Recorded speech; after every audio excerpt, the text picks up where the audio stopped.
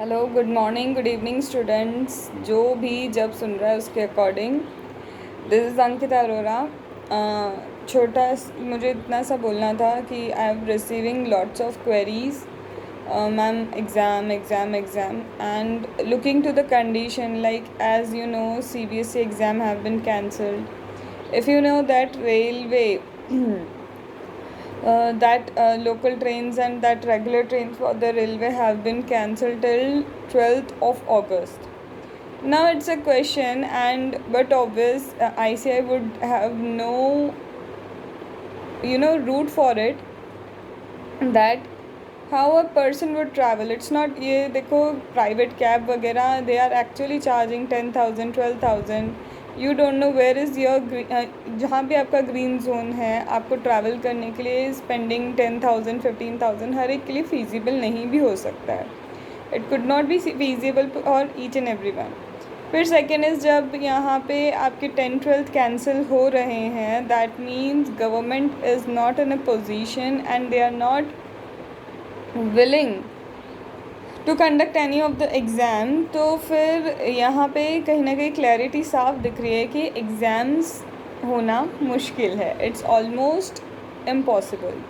However the statement given by ICI कि we will conduct exam if in one student wish, तो देखो, ये interpretation होता है. आप उसे ईगो लो या फिर ये लो कि ICI अपना स्टैंड ऐसा रख रही थी कि बच्चों, हमारे लिए दोनों कॉइन्स, जैसे एक कॉइन के दो, बोलते हैं ना, एक सिक्के के दो पहलू होते हैं.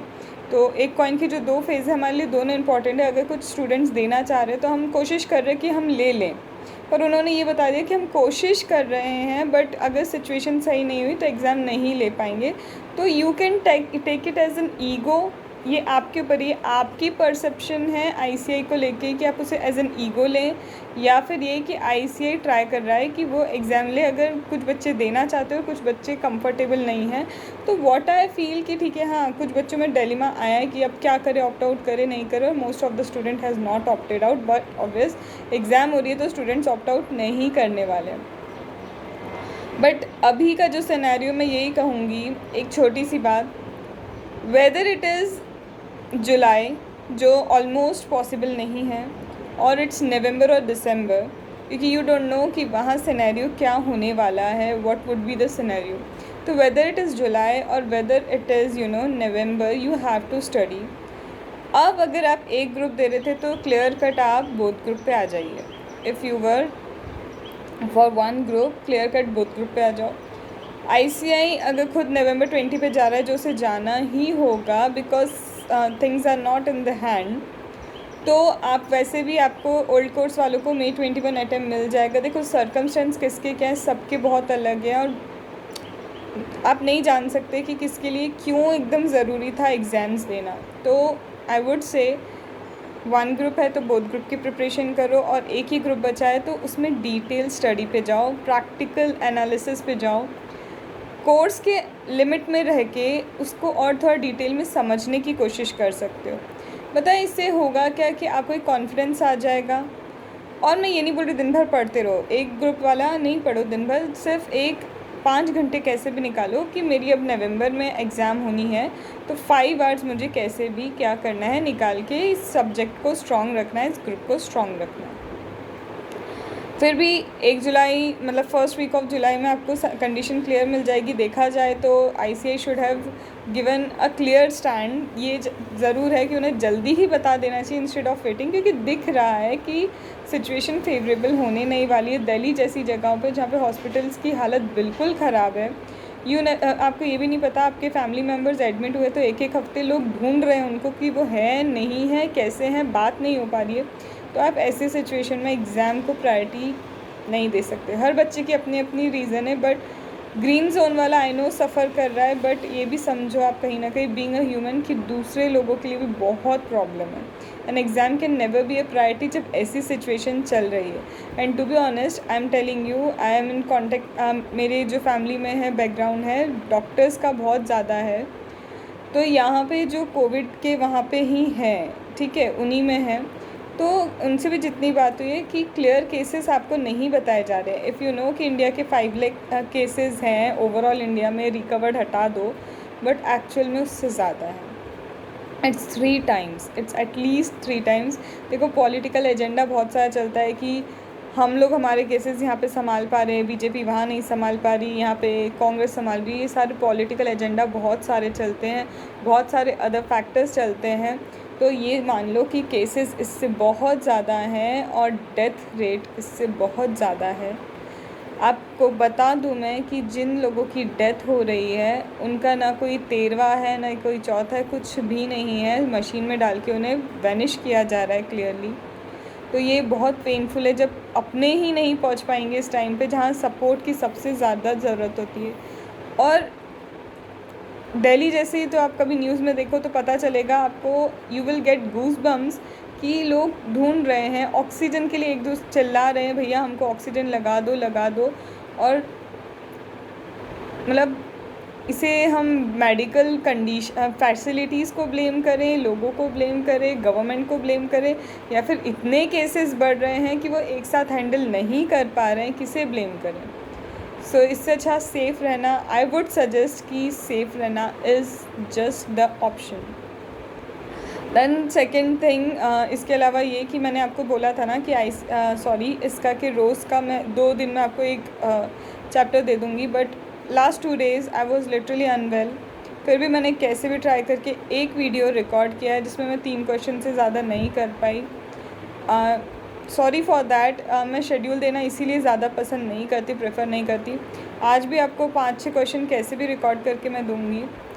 हाँ, ये बस इतना बोल सकती हूँ कि मेरा टारगेट रहेगा कि मैं कैसे भी आपको इसका रेगुलरली दे दूँ और आपका EMA का चैप्टर 2 मैं इस जून में कवर अप कर दूँ। लेकिन हाँ, थोड़ा सा मुझे बस यही बोल सकती हूँ, sorry, because I was literally unwell in this 2 days। तो मुझे नहीं हो पाया कि मैं आपको पूरा एक चैप्टर दे पाऊँ, क्योंकि कुछ जगहों पे मैं चाहती हूँ उस चैप्टर 3 में कुछ जगहों पे, जैसे मैंने लास्ट अभी आपने देखा होगा टेक्नोलॉजी का इम्पैक्ट ऑन इंटरनल कंट्रोल जो है, वहाँ पे मैंने मेरे नोट्स ही आपको दिखाए हैं। तो मेरी कोशिश ये है कि ऑल्दो इसका अब ज़्यादा टाइम नहीं चलने वाला है, like attempts, number of attempt कम है, बट जितने बच्चे यूज़ कर रहे हैं वो प्रॉपरली उसको यूज़ करें, उनको बेनिफिट मिले। तो थोड़ा आप वेट करो। आज भी आपको 5 क्वेश्चन 6 क्वेश्चन मैं दे दूँगी।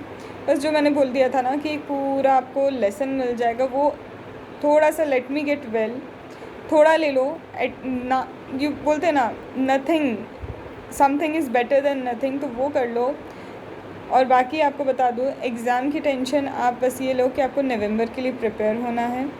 ICI का ही फ़ाइनल कॉल रहेगा, उनका ही फ़ाइनल नोटिफिकेशन रहेगा, बट जितने सिनेरियो है तो मेरा स्टैंड तो यही दिख रहा है मुझे कि नहीं हो पाएंगे एग्ज़ाम। लेकिन आप प्रिपरेशन बंद मत करो, क्योंकि नवंबर के लिए भी आप इस टाइम से पढ़ना स्टार्ट कर चुके होते और अब अपॉर्चुनिटी है। और एक चीज़ ये भी समझो, अगर एग्ज़ाम हो भी जाती जुलाई में, इन केस हो भी जाए, बाई चांस है, वो बिल्कुल बाई चांस है, जुलाई में हो भी जाएगी, आपका सितंबर तक तो रिज़ल्ट आएगा। सिर्फ अक्टूबर, नवंबर, दिसंबर में वो फिर से ले लेंगे एग्ज़ाम, अगर ले पाए तो सिर्फ 2 महीने के लिए सारी चीज़ें होंगी। सिर्फ 2 मंथ्स का डिफरेंस आ रहा है, सिर्फ 2 मंथ्स। तो आपको एनी हाउ जून से वैसे भी पढ़ना था, जुलाई से वैसे भी पढ़ना था, तो आप पढ़ो, दैट इज़ इट। आपको सिर्फ पढ़ना है, एग्ज़ाम ओरिएंटेड अभी मत पढ़ो। बस ये समझो, जो लोग जुलाई के लिए प्रिपेयर हो रहे हैं वो तो ये समझे, फेक योर माइंड कि हाँ हमारी जुलाई में एग्ज़ाम है, हमें एग्ज़ाम देनी है। एग्ज़ाम नहीं होगी तो आप प्रिपेयर्ड हो चुके होंगे, वो भी आपको बहुत मोटिवेशन देगा। आपको बस तरीका है कैसे अपने दिमाग को कंट्रोल करना है। And stop surfing here and there, YouTube पे इधर उधर। जो नोटिफिकेशन ICI का आएगा वही फ़ाइनल होगा। कौन सा फैकल्टी क्या बोल रहा है क्या नहीं, देखो कई बच्चे उससे डिस्ट्रैक्ट हो जाते हैं कि मैम ऐसा हो रहा है वैसे। मुझे लिटरली बहुत सारे मैसेज आते हैं, तो मत करो। मेरा तो स्टैंड यही रहेगा कि मत करो। फिर थर्ड चीज़ ये है कि many of the students are asking a doubt about my notes कि मैम नोट्स का थोड़ा सा सब मतलब क्या बोलते हैं उन्हें, ये पूरे नोट्स चाहिए सारे चैप्टर के। तो एक चीज़ मैं बताऊं कि ये जो मैं आपको नोट्स दे रही हूँ हैंड रिटन, या तो आप मेरे पूरे वीडियोस देखेंगे और वीडियोस देख के वो मेरे हैंड रिटन नोट्स यूज़ करेंगे तो वो बहुत बेनिफिट देगा आपको, पहली चीज़। या फिर आपके पास जो भी बुक है, रेफरेंस बुक कुछ भी हो, मेरे नोट्स लेने के बाद आपको खुद के हैंड रिटन नोट्स बनाने की ज़रूरत नहीं पड़ेगी, समरी नोट्स बनाने की ज़रूरत नहीं पड़ेगी, क्योंकि मैंने ऑलरेडी बहुत सारी बुक्स में से जो मुझे पॉइंट्स अच्छे लगे थे, समझ में आए थे, इम्पॉर्टेंट लगे थे, वो मैंने मेरे नोट्स में ऑलरेडी कवर कर लिया। तो they are hand written notes for you, कि आपको खुद के फिर समरी नोट्स या फिर बोलते हैं ना कि खुद के नोट्स बनाने की ज़रूरत बिल्कुल नहीं है। आपको सिर्फ करना है मेन बुक से एक बार पढ़ा और मेरे नोट्स सामने रखे, आपको एक एक चीज़ वहीं दिख जाएगी। या फिर मेरे पूरे वीडियोस देखो, वीडियोस देख के मेरे नोट से पढ़ रहे हो और उसके बाद आप क्वेश्चन सॉल्व कर रहे हो, दैट इज़ इट, वो 100% है। ठीक है, तो ये बहुत सारे बच्चों को क्वेरी थी कि मैम इसे यूज़ कैसे करना है, क्योंकि मेरे हैंड रिटन नोट्स है, मेरे पूरे रेफरेंस बुक काइंड नहीं है जिसमें बहुत सारी चीज़ें लिखी गई हों, वो सारे नहीं, मैंने सारे कीवर्ड्स को लेके वो नोट्स बनाए हैं। तो वो आपको तब काम आएंगे, या तो आप मेरे वीडियो देख रहे हैं या फिर कोई रेफरेंस बुक आप पढ़ के, आपको खुद से कुछ लिखना नहीं, बस पढ़ा, हाईलाइट वाईलाइट मत करो, सारी चीज़ें मेरे उस हैंड रिटन नोट्स में आपको सब कुछ मिल जाएगी। ठीक है, तो ऑल द बेस्ट, अच्छे से पढ़ो। और आपको पेटीएम वगैरह, पेटीएम नंबर, गूगल पे नंबर मैं इस लिंक के डिस्क्रिप्शन में भी दे देती हूँ। जो भी नोट्स आपको परचेज़ करने हैं, एनआर टैक्सेशन वगैरह, तो आप उस पर गूगल पे कर सकते हो। और बाकी कुछ भी डिटेल अगर आपको चाहिए तो मैं एक व्हाट्सअप नंबर यहाँ पे दे रही हूँ, वो व्हाट्सअप नंबर मेरा ही है, कॉल पिक नहीं होंगे उस पर। वहाँ पे आप व्हाट्सएप पे मेरे से जो क्वेरी पूछना है इस रिगार्डिंग आप पूछ सकते हो। ठीक है, चलो bye bye, all the best and stay positive. और कोई भी डाउट हो, क्वेरी हो, I am always available for you. Okay, और थोड़ा सा भी बीमार हूँ, थोड़ा सा आई एम नॉट वेल, तो कुछ बच्चों की डाउट्स मैं क्लियर नहीं कर पाई हूँ, इंस्टा पे हैं, तो I will clear that soon. Okay, ठीक है, बाय।